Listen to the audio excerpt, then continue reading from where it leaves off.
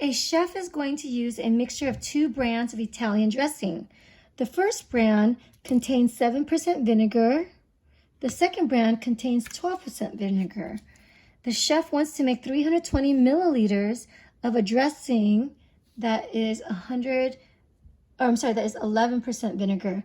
How much of each brand should she use? Find the first brand and find the second brand. So when we read this type of word problem, we want to ask ourselves, what type of a word problem is it? And this is what we call a mixture word problem. A mixture problem is when you have 2 different things and you're mixing them together. So here we have 1 cup of one thing, that's a cup, and here's another cup of a second thing. This is why I'm not an artist, right? So there's some cup of something and something else.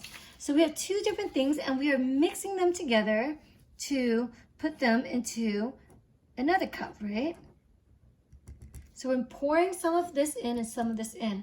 I will call this A, and I'll call this B, and then I will call this the total amount. So these types of mixture problems, whenever you get a type of mixture problem where you're mixing 2 things together to get something else, so again, this is we're mixing 2 brands of Italian dressing, and in each mixture, there's a percentage of something in it. So here we're talking about a percentage of vinegar. So here there's some percentage of vinegar inside each cup A, cup B, and then the total amount. So when you're mixing things together, we call this a mixture problem, and we need to create 2 equations. So there's a formula that you need to use whenever you're using mixture problems, and the formulas are pretty straightforward. But let me warn you guys, mixture problems are one of the problems that students struggle with the most, because I think they get mixed up with the formula. Mixed up, get it? Anyways, you'll see mixture problems being taught in several different ways. A lot of people use a chart with tables and rows and columns. For me, I just use a way of thinking about it with common sense so that I don't have to memorize a chart. So what I think about is equation 1 is really that you take the amount, so the amounts of the A, so you're pouring some amount, plus the amount in B, and then you're pouring it into the total amount. So you get a total amount here. So the first equation, I hope, is really kind of intuitive. Amount A plus amount B will give you the total amount. So if you have a cup here and a cup here, you pour it in together, you put it in a mixture cup. Now equation 2 is about the percentage in each cup. So in this problem, we're talking about vinegar. It could be sugar, it could be some chemical, it could be anything, salt, whatever. Here, there's some percentage in here. So what we do is that there's a percentage of vinegar in here. So to find out how much vinegar is in the A cup, is what we do is we take the amount A and we multiply it by the percent of vinegar in amount A. So I'll just put percent in A. So we multiply together and then we know how much vinegar is in A. Plus, we take the amount of B, the amount that's in B, and then we multiply it by the percent of vinegar in B. So when you multiply these two together, you find out how much vinegar is in B. And total, this is going to equal to, well, the total amount, and then you multiply by the percent of vinegar in the total amount. And that's all it is. So these 2 equations are the magical 2 equations for mixture problems. Basically, equation 1 is amount A plus amount B equals the total. Equation 2 is the amount A times the percent in A plus the amount B times the percent in B is equal to the total amount times the percent in the total. So if you do a chart with this, it's basically the same idea. So now that we have that down, now let's go ahead and look at this problem and see how we can apply it. So what we do not know is, we all started with what we don't know. How much of each brand should she use? So we want to know what's the amount in the first brand and the amount in the second brand. So I'm going to let A equal to the amount of the first brand, and then let B equal to the amount of the second brand. And of course, you call it X or Y or whatever. I just end up calling A and B. It doesn't matter what you call it. So those are my 2 unknowns that I don't know. So now I'm going to create 2 equations with these 2 unknowns. Well, guess what? The equation's already here. The equation is already listed out. So equation 1 is going to be the amount of A plus the amount of B is equal to the total amount. Well, the amount of A, was that given to us in the problem? No, that's what we want to find out. So we called it A. Plus, amount of B, was that given to us in the problem? No, it wasn't. That's what they're asking us to find. So amount of B is B, is equal to, and then some total amount. So we're going to have to read the problem to find that out. Equation 2, again, with the mixture problems, it's already given to us the equations. We just have to plug in the right amount, the right number. So amount of A, we call that A, is multiplied by some percent, which I don't know what yet, plus amount of B, so I call that B, multiplied by some percent, which I don't know yet, I'll have to read the problem to find out, is equal to the total amount, which I don't know yet, times the percent of the total. So we'll find out what that is.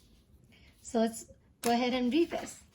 So here, the first brand contains 7% vinegar. So that tells us that the amount A, because that's the first brand, contains 7% vinegar. So here, the percentage that goes into this lot right here is going to be 7%, but we change it to a decimal, so it's 0.07. Next up, the second brand contains 12% sugar. So the second brand is brand B. Brand B has 12% vinegar. So as you can see here, percent B goes right here. So it's 12% vinegar, which is 0.12 as a decimal. The chef wants to make 320 milliliters of a dressing. So that's the amount, that's the total amount that we want to make. So that's the amount that we want to make right here. That's a total amount. So the total amount is given as 320. Total amount is here, and the total amount is here. So you're just plugging and chugging basically. So the total amount we know is 320.